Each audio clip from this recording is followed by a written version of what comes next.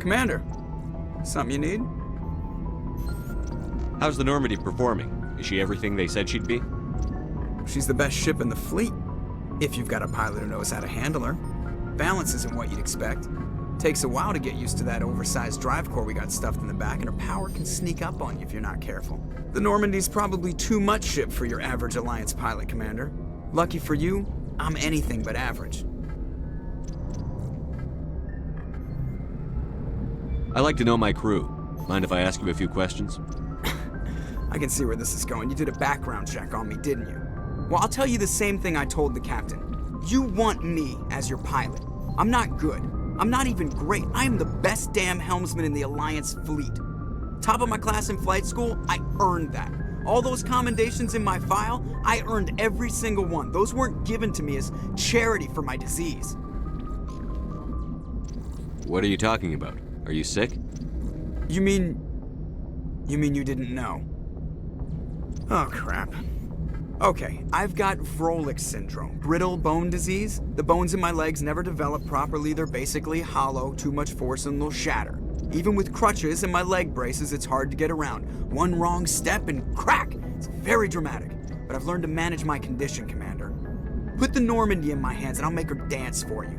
Just don't ask me to get up and dance unless, you like the sound of snapping shin bones.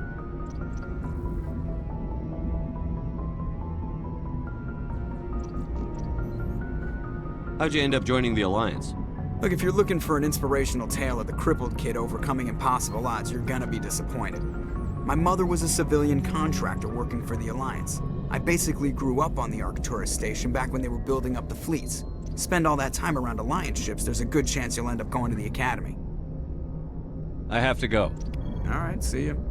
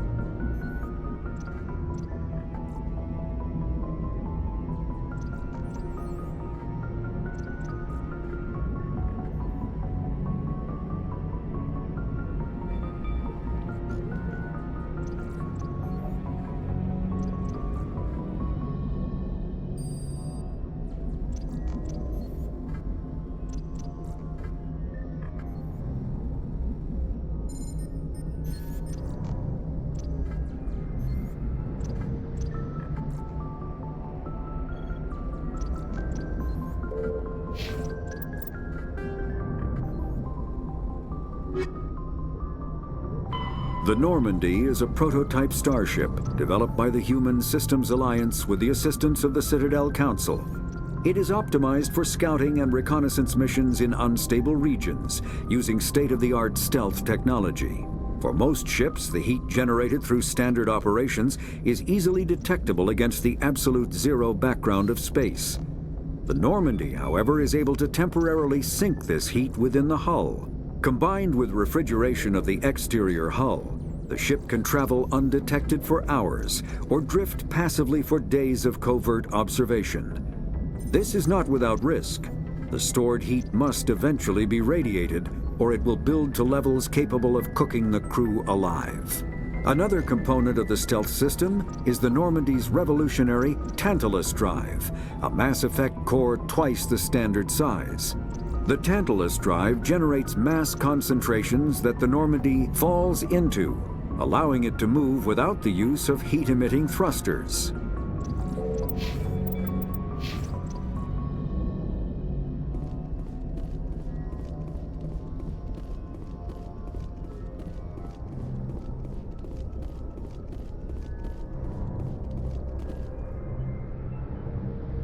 If anyone has to take over for Captain Anderson, I'm glad it's you. I'm not sure about having non-humans on our ship, though. We're all on the same team here, Presley. With all due respect, sir, that's what they said about Nihilus. Look how that turned out. Speak freely, Presley. I want to know if you have a problem with non-humans. It's not that, Commander. Humanity has always handled its own problems. Saren attacked one of our colonies. We should be the ones to stop him. We don't need their help. Some people think asking for help is a sign of weakness. That's just being stupid and stubborn. No matter how strong you are, allies can make you stronger. I guess so. Maybe I'm just stuck in the old ways of thinking. But don't worry, Commander. This won't be a problem. How did you end up assigned to the Normandy? I signed up with the Alliance as a navigator right out of school, following in my grandfather's footsteps, I guess. My first posting was on the Agincourt. We were at Elysium during the Skillian Blitz. A massive fleet of alien raiders hit the colony, trying to wipe it out. They had the numbers, but their ships were no match for an Alliance frigate. It was a slaughter. We couldn't even keep track of how many ships they lost. How did you end up on the Normandy? I got my officer's commission after Elysium. Must have made an impression on the right people. Captain asked for me when he was picking his crew. Carry on, Presley. Yes, sir.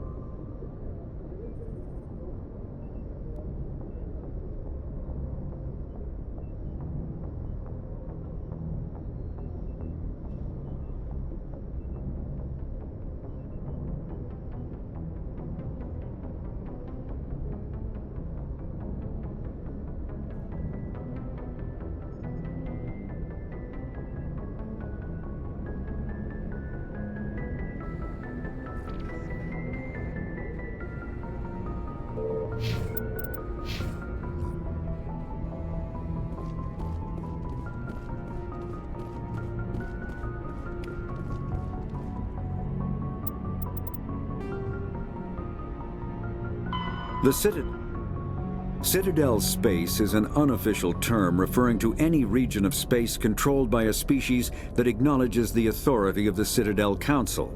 At first glance, it appears this territory encompasses most of the galaxy. In reality, however, less than 1% of the stars have been explored. Even mass effect FTL drive is slow relative to the volume of the galaxy.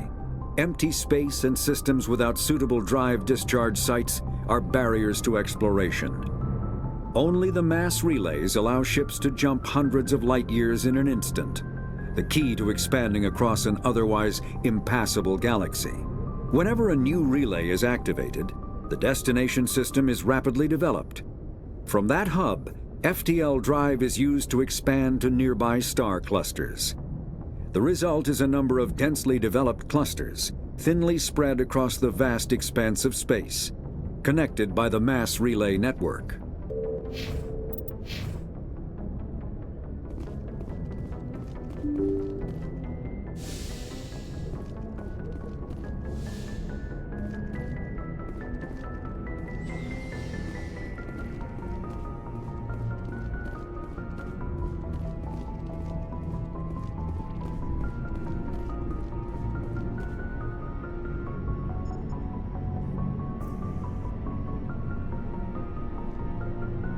Anything you need, Commander?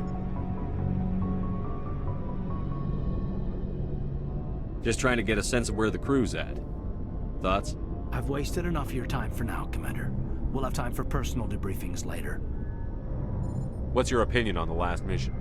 I don't see how we could have done things any better. At least not without getting to Eden Prime sooner. And we were on the scene faster than any other Alliance ship could have been. We'll talk another time, Lieutenant. Commander?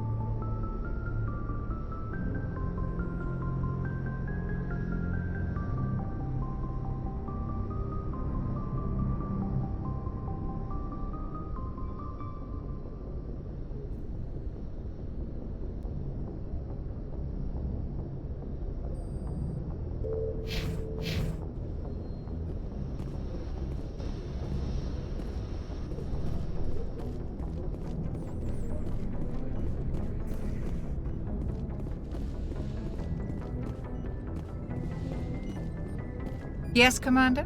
Is there something you need? How well do you know the lieutenant? I'd never worked with him before this mission. But he has an impressive service record, over a dozen special commendations. Tends to keep to himself, though. Maybe because of the headaches. It's not easy being an L2. What does that have to do with it? Well, most biotics now use the L3 implants.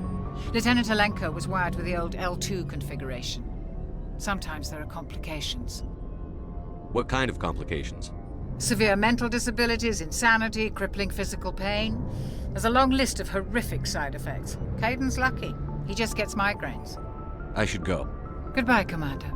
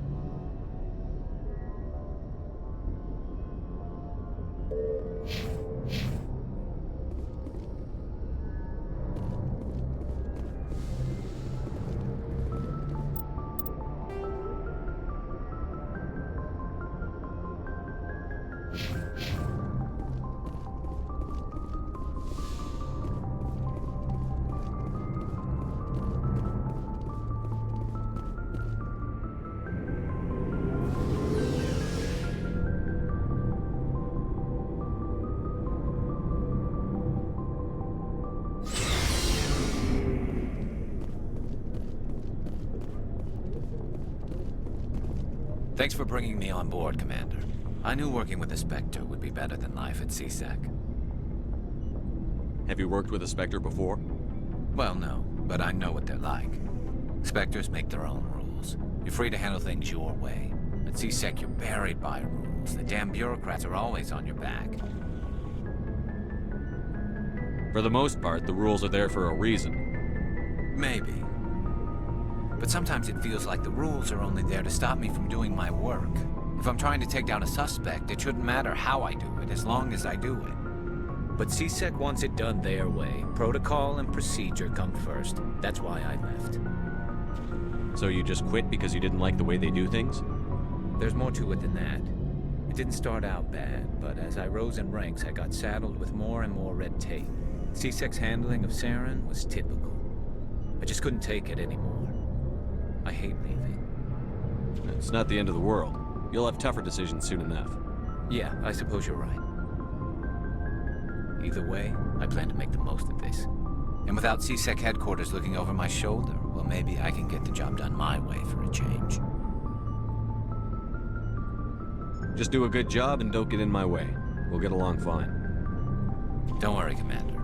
I'll keep clear.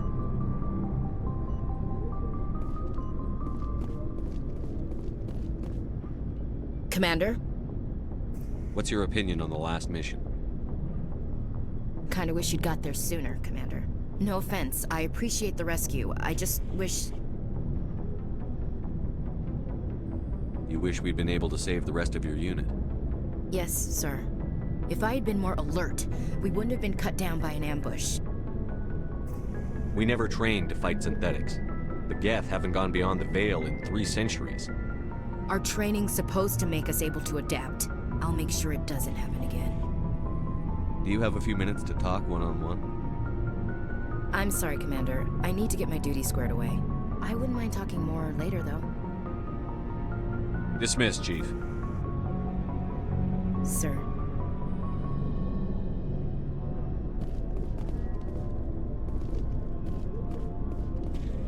Nice ship you've got, Shepard.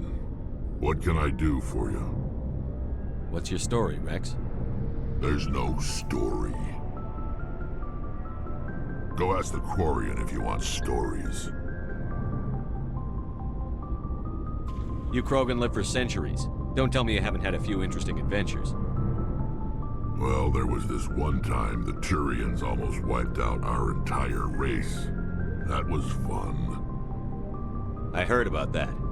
You know, they almost did the same to us. It's not the same.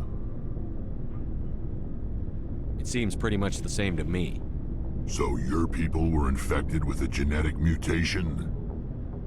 An infection that makes only a few in 1,000 children survive birth? And I suppose it's destroying your entire species? I suppose it isn't all the same.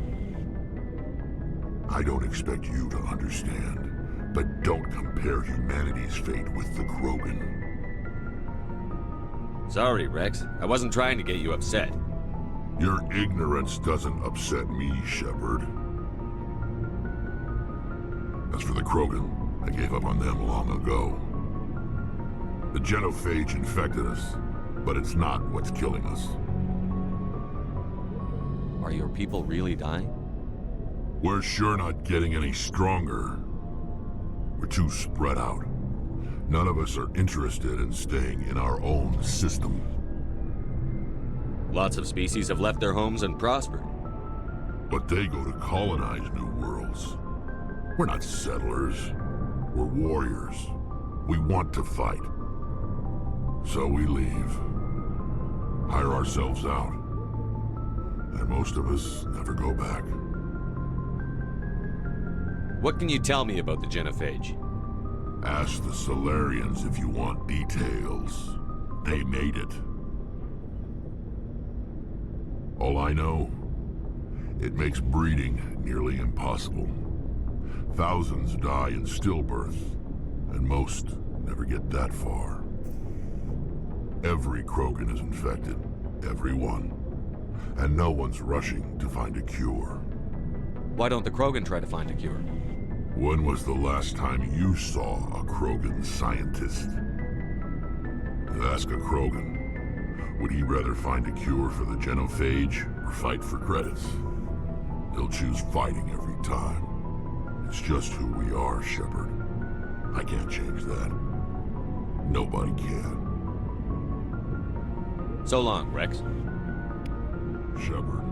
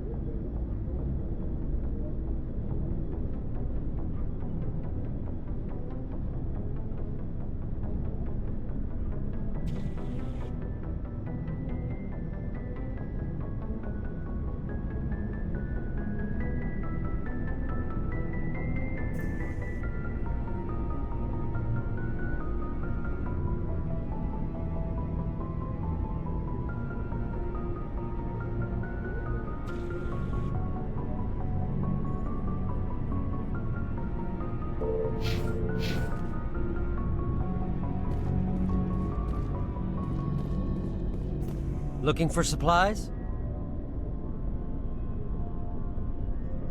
How often will you get new items?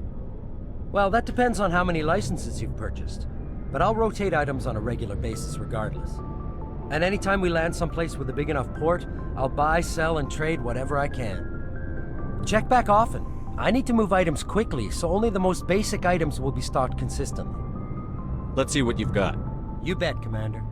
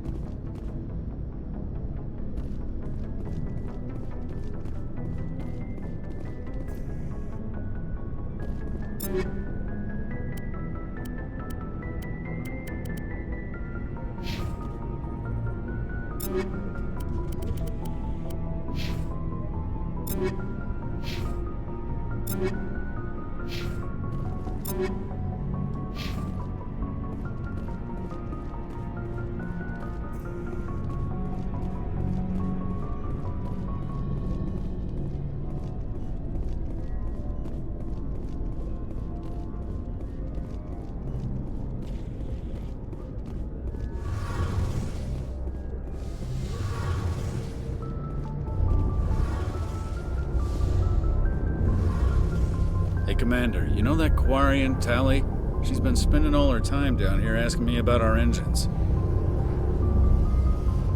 I'll tell her to leave you alone. What? No, she's amazing. I wish my guys were half as smart as she is. Give her a month on board and she'll know more about our engines than I do. She's got a real knack for technology, that one. I can see why you wanted her to come along. I figured she'd be a real asset to the team. You got an eye for Tally, Commander, but I'm guessing that's not why you came down here. Fill me in on the IES stealth systems. How does it work exactly? You can't hide a ship out in space. They emit too much heat and radiation. Too easy for sensors to pick them up, unless you find a way to capture those emissions. So our stealth systems trap the energy we give off in storage sinks built into the ship itself. No emissions to give away our location. Eventually the sinks have to be vented. More than a few hours silent running and they overheat. Cook us inside our own hull. There's no way for anyone to detect us? A visual scan can still pick us up. Anyone looking out a window can see us plain as day. But you have to be pretty close to get an actual visual out in space. Most vessels rely on scanners. As long as the stealth systems are engaged, they can't see us. Not unless we accelerate to FTL speeds. Why doesn't it work with faster-than-light travel? Cranking up the FTL blue shifts our emissions, pushes them into frequencies too high to capture in the sinks. As soon as we make the jump, it's like setting off a flare. Sensors can pick up our location whenever we enter or exit FTL flight, but for short-range missions, our stealth systems are amazing, and we've got the only one. Where else have you served, Adams? If you name a class of Alliance ship, I've probably served on it. Everything from dreadnoughts and carriers right down to frigates like the Normandy. My last assignment was on the Tokyo, only a cruiser, but she was a good ship. Couldn't hold a candle to the Normandy, though. I want to know more about the Normandy. She's the best ship I've ever served on, probably the fastest vessel ever designed. And she's the only one using the new Tantalus drive core. What's so special about the Tantalus drive core? Proportionally, it's about twice the size of any other vessel. Not only are we faster, we can run at FTL speeds longer before we have to discharge the core. Carry on, Adams. Aye, aye, Commander. Faster than larger warships are generally classified in one of four weights. Frigates are small, fast ships used for scouting and screening of larger vessels. Frigates often operate in wolf pack flotillas. Cruisers are middleweight combatants, faster than dreadnoughts and more heavily armed than frigates. Cruisers are the standard patrol unit and often lead frigate flotillas. Dreadnoughts are kilometer-long capital ships mounting heavy, long-range firepower. They are only deployed for the most vital missions. Carriers are dreadnought-sized vessels that also carry large numbers of fighters. Smaller vessels are almost exclusively used in a support role to the warships during combat. Fighters are one-man craft used to perform close-range attacks on enemy ships. Interceptors are one-man craft optimized for destroying opposing fighters.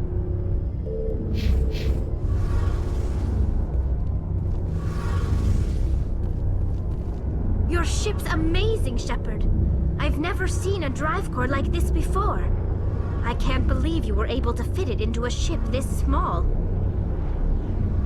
I'm starting to understand why you humans have been so successful. I had no idea Alliance vessels were so advanced. The Normandy's a prototype. Cutting-edge technology. A month ago, I was patching a makeshift fuel line into a converted tug ship in the flotilla. Now, I'm sitting on board one of the most advanced vessels in Citadel space. I have to thank you again for bringing me along. Traveling on a vessel like this is a dream come true for me. I had no idea you found ship technology so interesting. It comes with being a Quarian. The migrant fleet is the key to the survival of my people. Ships are our most valuable resource. But we don't have anything like this. We make do with cast-offs and second-hand equipment. We just try to keep them running for as long as we can. Some of the fleet's larger vessels date all the way back to our original flight from the Geth. I can't believe your fleet's still using ships that are 3 centuries old. They're constantly being repaired, modified, and refitted. They aren't pretty, but they work. Mostly. We've tried to make ourselves as independent as possible on the flotilla, grow our own food, mine, and process our own fuel. But some things we just can't make on our own. A patch to maintain the hull integrity requires raw materials we just don't have. That's why our pilgrimages are so important. Tell me about your people. Our lives aren't easy.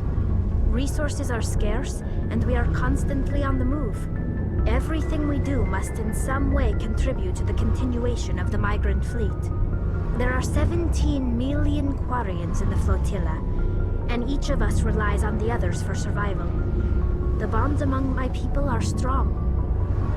Unfortunately, we have had to surrender many of the freedoms and civil liberties other species take for granted. What kind of freedoms? Well, it's illegal for parents to have more than one child. If our population grows too much, it would strain our resources to their breaking point. Of course, we also can't allow our numbers to become too few. If our population is in decline, the rule against single births is temporarily repealed. In extreme cases of population decline, incentives are even offered to encourage multiple births, though the Conclave hasn't had to take such measures in nearly a century. That's your government. The Conclave is our civilian branch of government. Each ship can elect a representative to serve on the Conclave and make decisions that affect the fleet as a whole. On matters that affect an individual ship, however, the captain has the final say. It's a tradition that dates back to the early days, when the fleet was governed by martial law. Fortunately, most captains nowadays are smart enough to have an elected council from their crew to give them advice and guidance. So the ultimate power rests with elected officials. In practice, the Conclave and the respective council for each ship tend to set the rules that govern our daily lives. But in theory, we are still under military jurisdiction. The 5 top-ranking military officials in the fleet serve on the Admiralty Board. These 5 have the power to overrule any decision by the Conclave in case of emergency. To do so requires unanimous agreement among the Admiralty, and they can only do this once. After that, the entire board must resign their posts. It's a safeguard that served us well. In nearly 3 centuries, the Admiralty Board has only overruled the Conclave 4 times. I want to know more about the Geth. I doubt I can tell you anything you don't already know. It's been almost 3 centuries since they drove my people into exile. All I know is the story of their origins. What they were when we created them, and how they turned on us. Interesting. The Geth were originally created to serve as an automated manual labor force. Initially, their intelligence was as limited as any VI. Over time, we made small modifications to their programming to allow them to perform more varied and complex tasks, bringing them closer and closer to true AI status.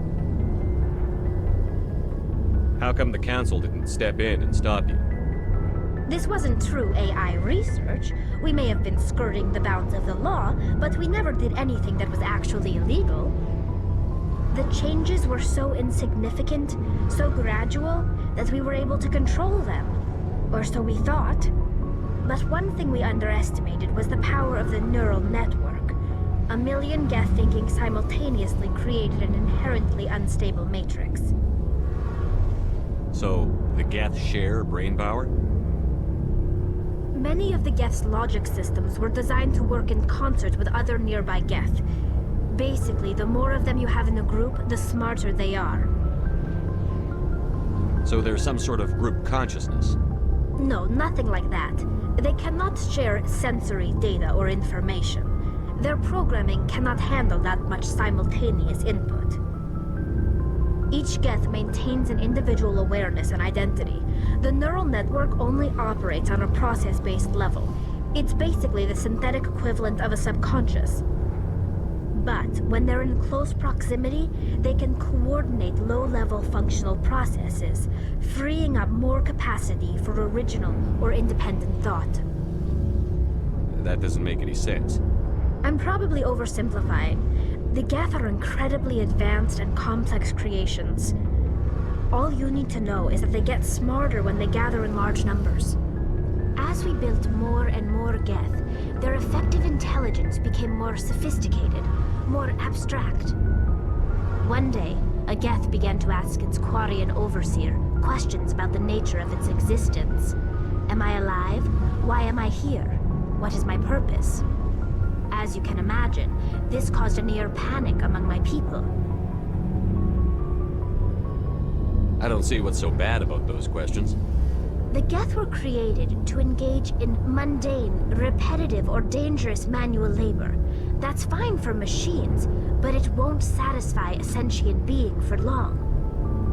The Geth were showing signs of rudimentary self-awareness and independent thought. If the Geth were intelligent, then we were essentially using them as slaves. It was inevitable the newly sentient Geth would rebel against their situation. We knew they would rise up against us, so we acted first. A general order went out across all Quarian-controlled systems to permanently deactivate all Geth. The Geth responded to this order violently. You can't blame them for fighting for their survival. We had no other choice. The Geth were already on the verge of revolution. By acting quickly, we had a chance to end the war before it began. The hope was that most of the Geth would still be little more than machines, incapable of organized resistance. But they had progressed much further than anyone anticipated. The war was long and bloody. Millions upon millions of Quarians died at their hands. In the end, we were forced to flee our own homeworld. We feared the Geth would pursue us, but they never came beyond the Veil. Now we drift through space, exile searching for a way to reclaim what was once ours. I want to know more about the pilgrimage. When my people reach maturity, we leave our birth ships and seek acceptance with a new crew. It's necessary to maintain genetic diversity among the fleet. But no ship wants to accept someone who will be a burden on them. So, to prove our worth, we embark on a pilgrimage. We set out alone, leaving the flotilla and our families behind us. We only return once we have found something of value we can bring back to the fleet. This is presented as a gift to the captain of the respective ship we wish to join. If the gift is accepted, we are welcomed into the crew. Can a captain choose to reject the gift?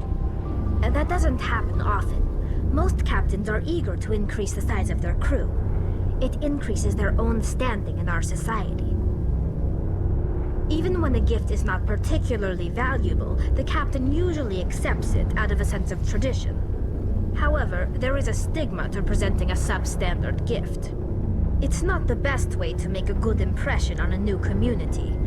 Most pilgrims don't return until they find something worthwhile. I can't believe they just send you off alone. It's not like they just cast us out.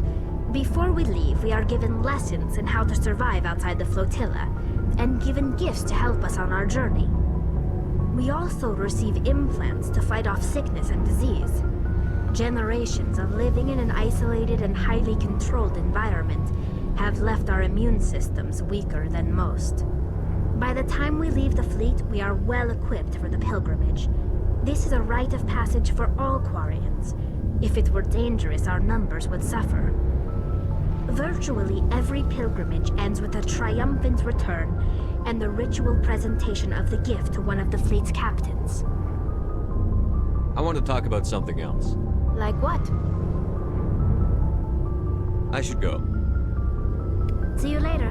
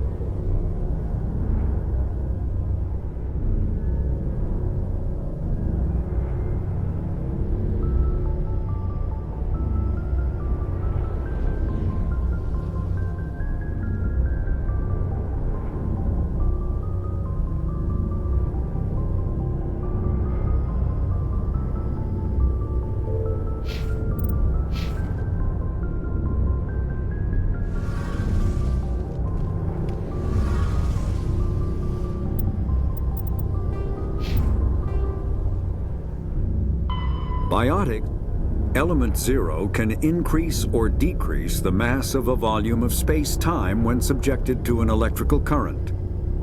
With a positive current, mass is increased. With a negative current, mass is decreased. The stronger the current, the greater the magnitude of the dark energy mass effect. In space, low-mass fields allow FTL travel and inexpensive surface-to-orbit transit. High-mass fields create artificial gravity and push space debris away from vessels. In manufacturing, low-mass fields permit the creation of evenly blended alloys, while high-mass compaction creates dense, sturdy construction materials. The military makes extensive use of mobility-enhancing technologies, with Mass Effect utilizing fighting vehicles standard frontline issue in most military forces. Mass Effect fields are also essential in the creation of kinetic barriers or shields to protect against enemy fire.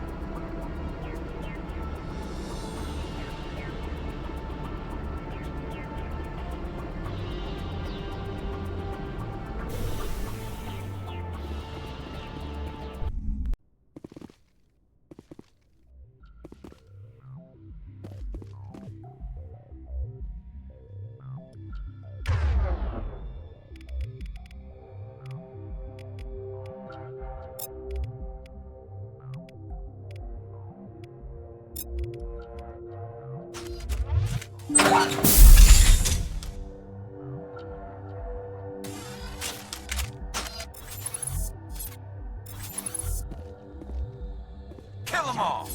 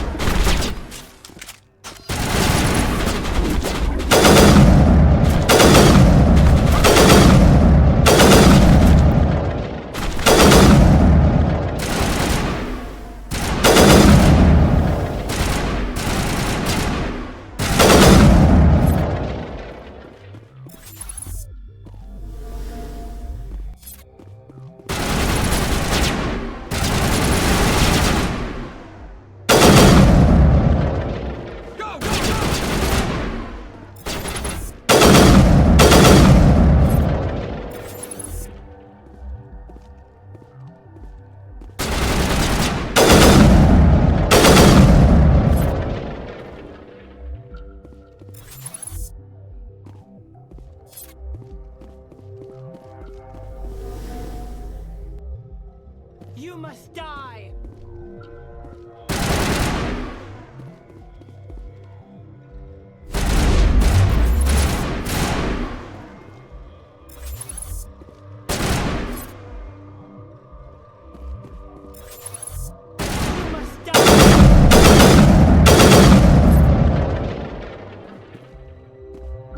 Mid-Vigil deployed.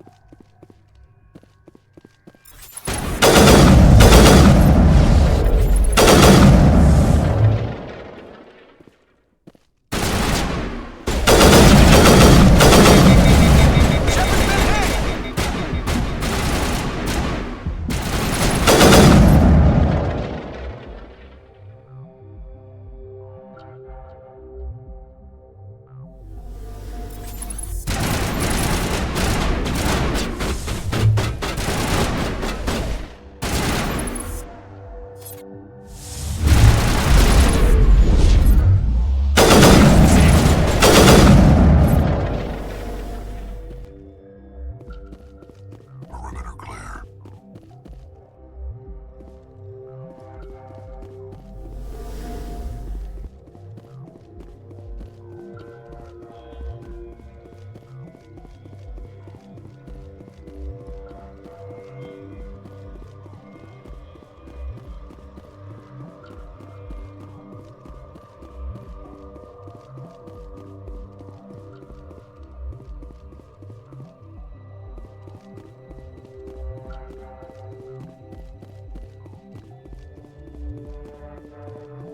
What?